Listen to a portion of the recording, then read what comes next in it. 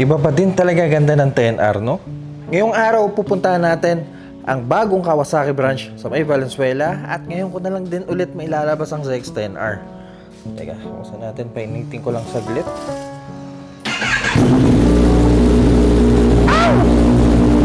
Tapos tara na.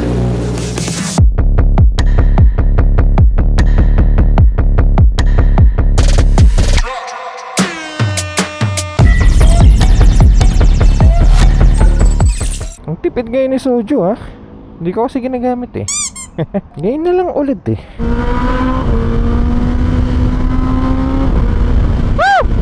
Bibisita tayo sa isang dealer ng Kawasaki Grip dun sa may Valenzuela dahil ito ang unang beses na magkakaroon ng Kawasaki big bike under premium bikes. Usually nakikita ko lang yung mga premium bikes sa mga small displacement eh, pero ngayon meron na silang big bike. Tsaka wala tayo masyadong update ngayon sa Kawasaki kung magkano na ba ang presyo ngayon 2025. Malaman natin mamaya. Kaya gumana ng cruise control ko. Uy, grabe yun. Short gaming. Ayaw mo gumana. Ano nangyari sa'yo? Oh, come on. Di ka lang ginamit. Nagtampo ka na. Kawasaki premium bike. Asan ka? Dito daw. Okay. Ano pala? Yeah.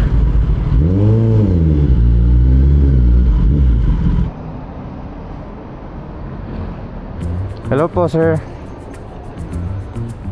Morning po. Z500, oh. Pugi dun eh, no? Malapit sa diagnosis yan. Sige na. Akit tayo dito sa second floor dahil andito daw ang good stuff. At ito na nga! Good! Grabe ang sarap sa mata. Sa ngayon, ito yung mga motor na nandito sa premium bikes. Isa-isay natin, mag-upisa tayo sa pinamababang CC. Ando sa dulo eh. KLX 150. Ito pogi nito.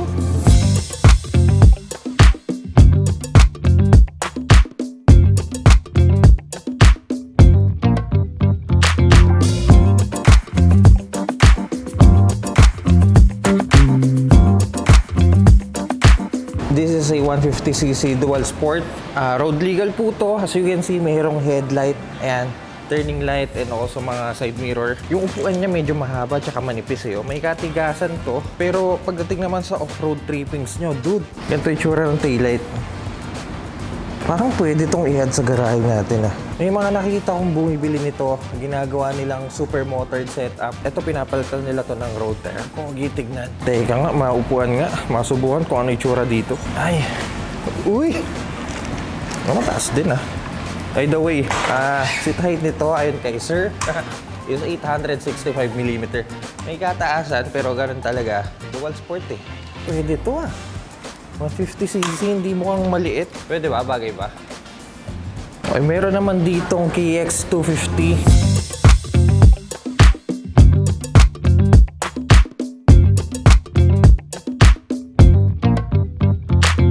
Hindi po pang public road. Makita nyo naman sa harapan, walang headlight, walang turning light, walang side mirror. At mabibili nyo to for 464,000 pesos. To the left handlebar, ito ang engine stop.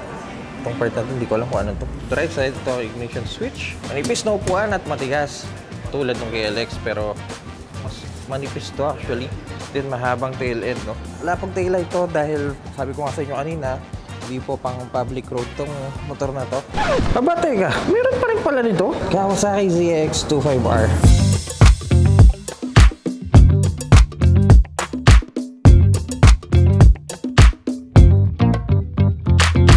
All this time, akala ko phase out na ang 25R dahil nga lumabas ang 4R. Eh, meron pa rin pala. Ito yung itsura ng cockpit nyo. Ganda, no? Actually, pagdating sa 250cc, ito na siguro ang pinakamagandang cockpit na nakita ko. Naka-TFT display, naka-golden show of fork, adjustable ang preloads, front suspension, to the left handlebar. Ito ang switch nyo. Loaded switch sa left handlebar. Sa kanan naman, this slide. Katulad ng ZX-10R ko. Nasa like button. Then, adjustable din ang brake lever. at clutch lever. Sarap, tignan nyo, ang bangus oh. Ram air intake sa gitna at headlight na kamukha ng mga ibang ZX series. By default, meron natin kasamang sliders. Actually, may review tayo sa 25R, so kung gusto nyo ng in-depth review dito sa motor na to, pumunta lang kayo sa channel. Makapal-kapal din yung main seat ha. Tapos manipis yung pillion seat. Yung rear tire, medyo may kaliitan lang. I think 150 to. Medyo matagal na panahon na simula nung huling nakasakay ako ng 25R. Ngayon na lang ulit. Baka bumalik yung pakiramdam eh. Sumayad tambucho. Sungan natin. Well, yung pakiramdam niya, halos parehas sa ZX4R. Parang ganun din. Well, actually, same kahalag din naman to. Same fairing. Makina lang na iba. Anyway, this is the last unit na lang daw. Yung kila sir. Dahil tapos na tayo sa mga 250cc, meron naman dito dual sport na KX450. As you can see sa pangalan niya, 450cc to. Actually, halos katulad lang din to ng KX250. Mas malaki lang displacement nito. And also, may additional peso sign kayo dito. Pero syempre, mas malakas ang power nito. Mas masaya gamitin kapag nasa off-road na kayo. The left handlebar, halos ganun din katulad ng KX250. Ganun din sa kanan. Ang SRP po nito is 508,000 pesos. Pagdating sa 450cc ng Kawasaki, syempre, hindi mawawalang eliminator.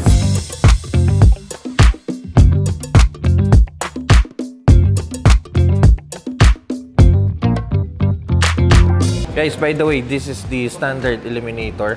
At ito ang isa sa mga cruiser ng Kawasaki na pwede sa mga beginner at hindi masyadong pinalad sa height dahil mababa lang seat height nito eh. Ganda tignan ng battleship gray, no? Parang pwede yung ganitong kulay eh. 2-cylinder engine to na naka-conventional ang crankshaft, 180 degree firing order. Naka-telescopic fork, round LED headlight na sturdy ang turning lights. Dash na naka-round display. Yan, simple lang. Pag bumibili kayo ng mga bagong motor ng Kawasaki, meron siyang abang sa harapan para sa mga plaka nyo. Dahil hindi naman natin gagamitin sa Pilipinas to, pwedeng baklasin to. Ayan, detornilyo lang naman yan eh. So, tanggalin nyo lang. To the left handlebar, ganito ang itsura niya. High beam and low beam. Hazard button, turning switch, busina, at passing light to the right. Kill switch at ignition switch lang. Ganun lang po kasimple. Kunting sa upuan, naka 2 pieces seat. Pwede nyo tanggalin yung pillion seat kung solo rider kayo at gusto nyo malinis tignan yung tail section ng eliminator. Bari ang tailhead ng eliminator. Again, kung gusto nyo ng review dito sa bike na to, mayroon po tayo sa channel. Makikisearch na lang. Baba talaga. Alam mo, pwede sa ito. Alam nyo mukha lang siyang maliit eh, pero once na nakasakay ka na dahil nga mababa yung seat height, biglang laki ng cockpit nyo eh. Tapos sama mo pa ng peanut tank. So for the standard version eliminator, mabibili nyo po to for 360,000 pesos. Pero kung gusto nyo mas magandang version, merong SE version nito. Andun no? Punta natin, teka. This is the SE version of the eliminator.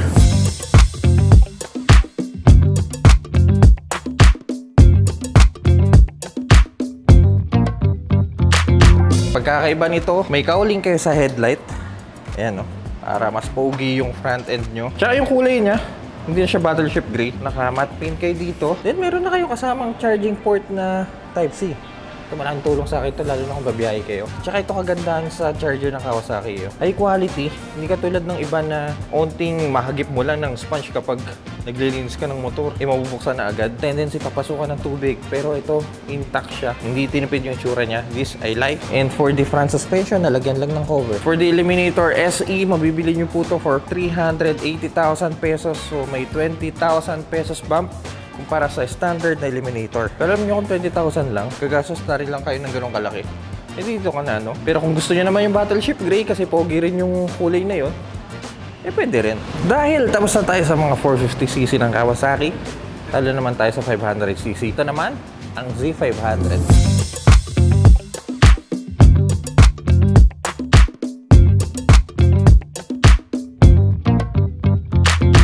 Kung naghahanap naman kayo ng mga beginner naked sport, isa to sa mga dapat pagpilian nyo kasi napaka-pogi nito. Tulad ng eliminator, gumagamit po ito ng 2-cylinder.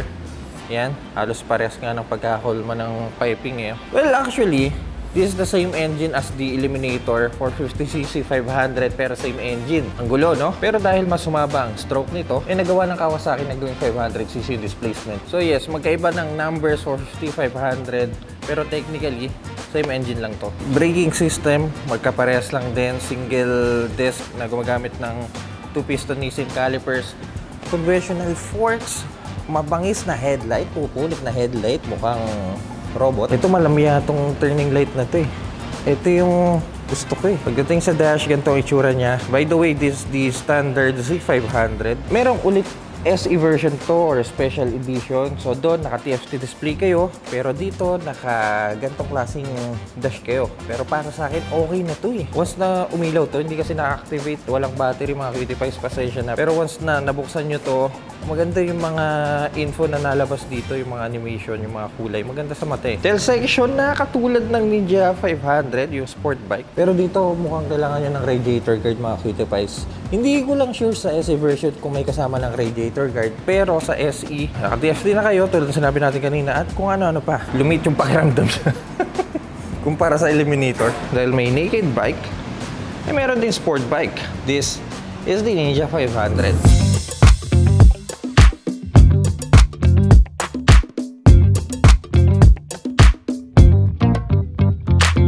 Tulad ng Z500, meron dalawang variant to. Isang standard at isang SE. Nasarapan nyo yung SE. Halos katulad lang din ng Z500 to. Naka fully faired bike lang to. Dahil nga sport bike, adjusted ang handlebar to aggressive stance. Eh dahil nga SE to, dude, nakakilis kayo dito.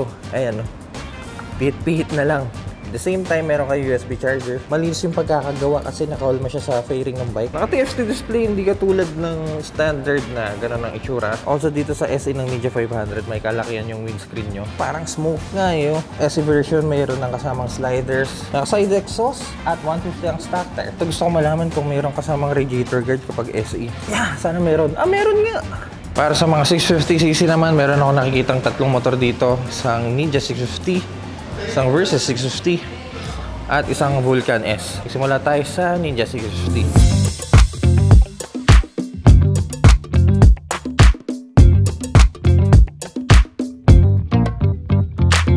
Guys, sa ngayon, ito ang kulay na mayroon ang Ninja 650 dito sa premium bikes. This is the 2023 Ninja 650. So you can see white, dash ng red, then mga gray fairings na. Sa mga nagtataka naman kung anong itsura ng 650 na naka 2025 fairing, ganito ang itsura niya, green.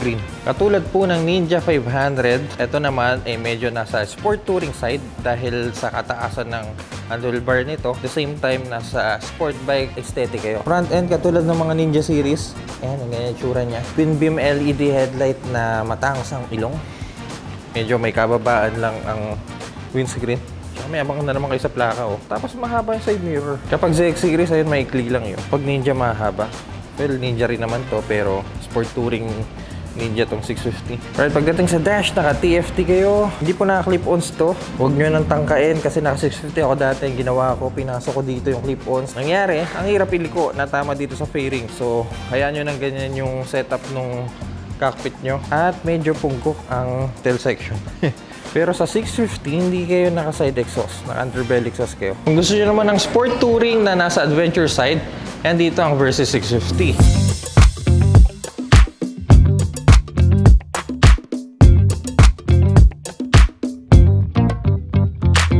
Hindi pa pala tayo nakapag-review ng Versys, no? Front end, yan ang itsura niya. Mas sumaba yung beak niya dito sa baba. Ayan. Pero dito, naka-telescopic fork na kayo. Ninja 650 kasi conventional pa eh. Underbelly exhaust at rear tire na may 169 stock size. Per the dash, naka-TFT na kayo dito. Wala kang windscreen eh. Pero na-adjust ba yung windscreen ito? Oo. Aminin ko sa inyo, ito ang unang beses na makakasakay ako ng Versys. Ayan. Uy, pwede to. Meron ba tayong charging port? Wala. Ayun, sobrang straight ng legs ko. Tiptoe nga ako. Guys, para sa mga adventure trip nyo na kahit pa paano nasa middleweight kayo, Versys 650, mabibili nyo po to for 509,000 pesos. Para naman sa mga mahilig sa cruiser, ito ang Vulcan S650.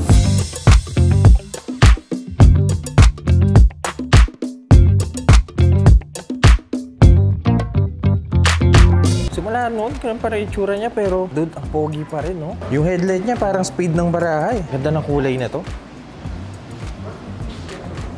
For the headlight, naalala ko hindi LED to. Yes, halogen pa to. Turning light bulb type pa.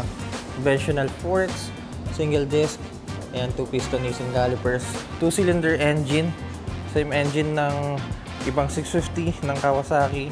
Naka-detune lang to dahil nga cruiser. Rear suspension na nasa right side. For the cockpit, ganito po ang issue dash niya.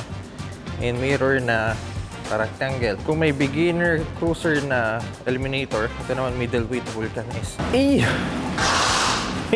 Guys, for the Vulcan S, makakuha niyo po to for 430,000 pesos. Ngayon na lang ulit ako nakakita nito at mukhang ito na lang ang natitirang W800 Cafe sa buong Kawasaki dealership.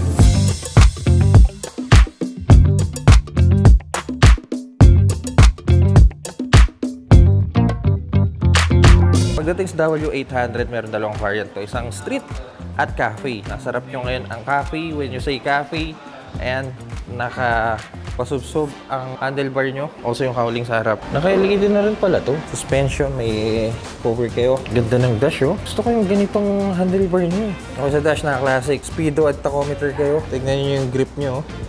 Clean, walang mga stripes. Sarap sa kamay. At itong gusto ko yung upuan niya, oh. Tignan yung leather, oh. Tapos yung tambucho nyo, ganito. Dude! Pogi ng motor na to. Teka, masubukan mo. Ay! Uy! Dude! Sub-sub yung stance natin. Straight yung kamay ko. Sarap sa feeling. Tapos yung upuan natin. Smooth lang. Medyo matigas, pero yan talaga, cafe racer. Sa mga pupunta dito sa premium bikes Kawasaki Valenzuela, last piece na po ito ng W800 Cafe. Mabibili nyo po ito for 559,000 pesos. Last stock at ang pangalakasang motor dito sa premium bikes Kawasaki H2 Carbon.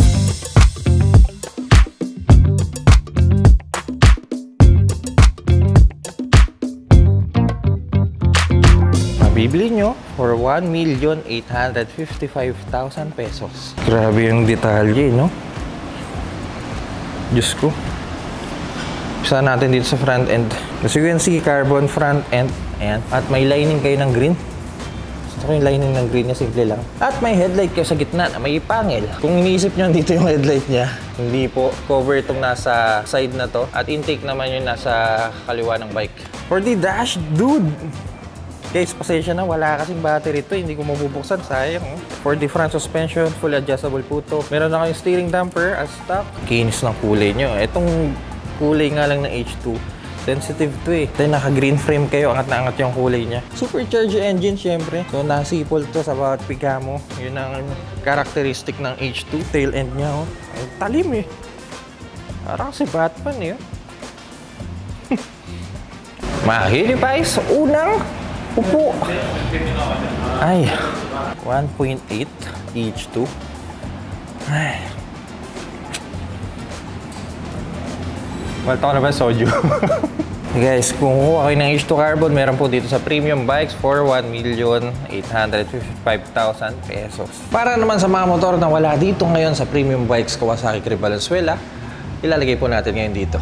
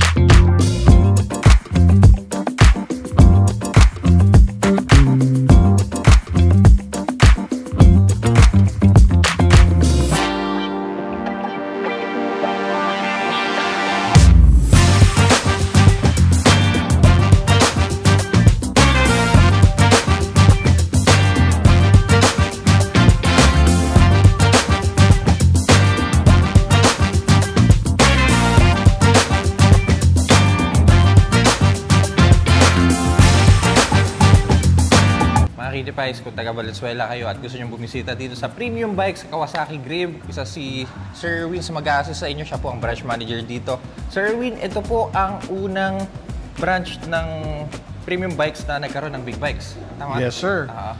Premium Bikes po ay karamihan small bikes.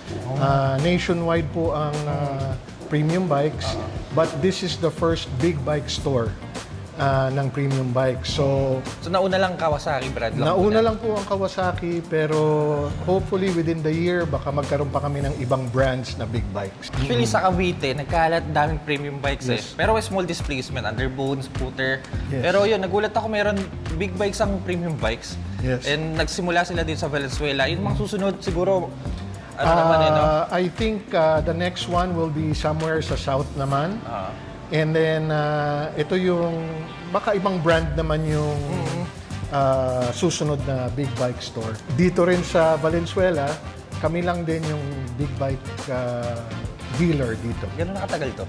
Actually, Parang wala, bagong-bago pa eh. Kasi Yes. pag nakita mo yung pintura, yung mga itsura ng yes, ano. wala pa kaming 1 year. We will be turning, ang anniversary namin is end of the month. Oh. So magwa 1 year pa lang Happy kami dito. anniversary, Thank you. If ever kuha kayo ng mga bikes dito sa Kawasaki Valenzuela, may mga promo sila dito ngayon. Ano yun, sir? Binanggit na sa akin kanina. Oo, meron kaming mga certain promos on certain bikes. Hindi lahat. Hindi lahat ng bikes meron, pero to give you an example, itong Ninja H2, meron tayong libreng Kawasaki hoodie if you purchase this. And then, Hindi ba bibili ka ng hoodie at may libreng H2? parang gano'n na rin, pwede na rin. Pero mahal yung hoodie namin, 1.8. Tapos meron din kami sa W800. Okay.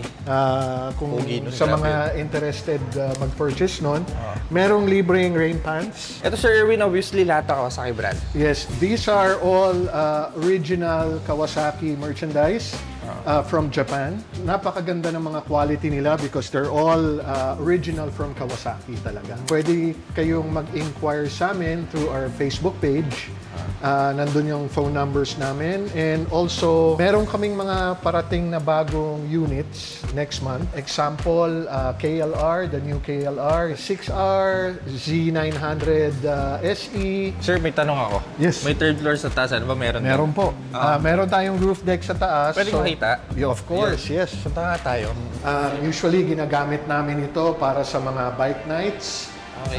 tam bikes, nagba-barbecue kami dito. Yung last event namin dito, nag-grill kami ng mga barbecues. Pag meron kayong mga event, tam bikes, ini-encourage namin yan na pumunta dito at dito gawin yung mga events. Ito po ang service area natin. We have a full service here. Pati po parts, kompleto tayo. Wala lang po kaming aftermarket parts, pero lahat po ng OEM Kawasaki parts available Meron po naman dito. Opo. Actually, pinapacheck ko nga si Soju eh. Every time that we service your bike, diretso na po sa wash bay namin, hinuhugasan namin bago namin ibalik ulit sa customer. Ito po si Jonathan. Siya yung mechanic namin dito. Siya lahat ang nag-aayos ng mga problema ng mga motor. So guys, if ever you want to see or try, gusto nyo sakyan, gusto nyo puwang, gusto nyo makita personal, mga bikes ng Kawasaki dito sa Premium Bikes Valenzuela, nandito Sir Erwin, siya ang bahala sa inyo, or pwede nyo kontakin yung mga ilalagay naming details dito sa baba. Pasya lang po kayo dito. We're located along MacArthur Highway. Nasa harap po kami ng Mitsubishi Motors. Pwede nyo rin po kaming kontakin sa Facebook namin. Nandun po yung phone numbers and address namin. Or you can also message us kung meron kayong mga inquiries about inventory or service. Pwede nyo po kaming i-message doon. Sir Erwin, marami pong salamat. Thank you, sir, for po. visiting. Salamat po. Kawasaki Big Bikes Valenzuela. Nice. Thank you po. Bye-bye. Buti na lang may ganito tayo. Hindi ko na kailangan maglagay ng cellphone. Makakauwi tayo kahit di ko alam yung daan. Limitado nga lang yung mga informasyon na nakikita natin, pero pwede na yan. Alright, kaya mga Cuties, kung nakatulong po tong video na to, kindly leave a like. At kung mahilig po kayo sa mga ganitong content, huwag kayong mag-alala dahil nasa tamang channel kayo. So make sure to press that subscribe button dyan sa baba. Mga Cuties, babaybayin ko lang tong kahabaan ng ewan ko anong lugar to. At see you po sa next content.